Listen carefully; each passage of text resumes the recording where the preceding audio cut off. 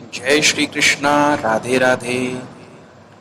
पश्यैतां पाण्डुपुत्राणामाचार्यमहतीं च मुं व्यूढां द्रुपदपुत्रेण तव शिष्येण धीमता।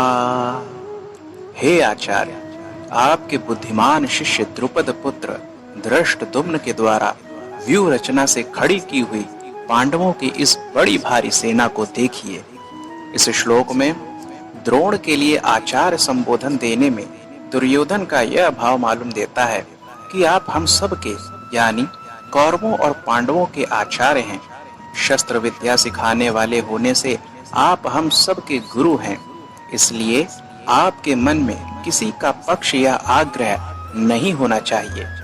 इस श्लोक में तव शिष्येण धीमता इन पदों का प्रयोग करने में दुर्योधन का भाव यह है कि आप इतने सरल हैं कि आपने अपने मारने के लिए पैदा होने वाले धृष्टद्युम्न को भी अस्त्र शस्त्र की विद्या सिखाई है, और वह आपका शिष्य धृष्टद्युम्न इतना बुद्धिमान है कि उसने आपको मारने के लिए आपसे ही अस्त्र शस्त्र की विद्या सीखी है। इस श्लोक में द्रुपद पुत्रेण यह पद कहने का आशय है कि आपको मारने के उद्देश्य को लेकर ही द्रुपद ने याज और उपयाज नामक ब्राह्मणों से यज्ञ कराया, जिससे धृष्टद्युम्न पैदा हुआ, और वही धृष्टद्युम्न आज आपके सामने सेनापति के रूप में खड़ा है।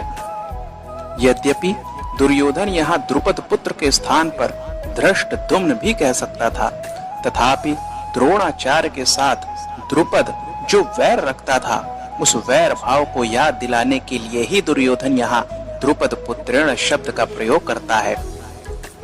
इस श्लोक में पांडुपुत्राणाम एताम व्यूढ़ाम महतिम च मुं पश्य, इस श्लोक में इसका भाव यह है कि द्रुपद पुत्र के द्वारा पांडवों की इस व्यूहकार खड़ी हुई बड़ी भारी सेना को देखिए। तात्पर्य यह है कि जिन पांडवों पर आप स्नेह रखते हैं, उन्हीं पांडवों ने आपके प्रतिपक्ष में खास आपको मारने वाले द्रुपद पुत्र को सेनापति बनाकर व्यूह रचना करने का अधिकार दिया है। अगर पांडव आपसे स्नेह रखते तो कम से कम आपको मारने वाले को तो अपनी सेना का मुख्य सेनापति नहीं बनाते, इतना अधिकार नहीं देते, परंतु सब कुछ जानते हुए भी उन्होंने उसी को सेनापति बनाया। यद्यपि कौरवों की अपेक्षा पांडवों की सेना संख्या में कम थी, अर्थात कौरवों की सेना 11 अक्षौहिणी और पांडवों की सेना 7 अक्षौहिणी थी, तथापि दुर्योधन पांडवों की सेना को बड़ी भारी बता रहा है। पांडवों की सेना को बड़ी भारी कहने में दो भाव मालूम देते हैं। पहला, पांडवों की सेना ऐसे ढंग से व्यूहकार खड़ी हुई थी जिससे दुर्योधन को थोड़ी सेना भी बहुत बड़ी दिख रही थी।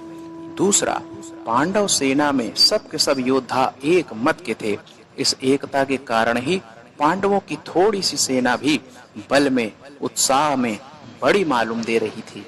ऐसी सेना को दिखाकर दुर्योधन द्रोणाचार्य से यह कहना चाहता है कि युद्ध करते समय आप इस सेना को सामान्य और छोटी न समझें, आप विशेष बल लगाकर सावधानी से युद्ध करें।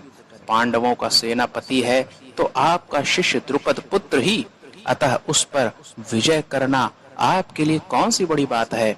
एताम पश्य कहने का तात्पर्य यहाँ पर यह है कि पांडव सेना युद्ध के लिए तैयार होकर सामने खड़ी है, अतः हम लोग इस सेना पर किस तरह से विजय कर सकते हैं, इस विषय में आप जल्दी से जल्दी निर्णय लीजिए।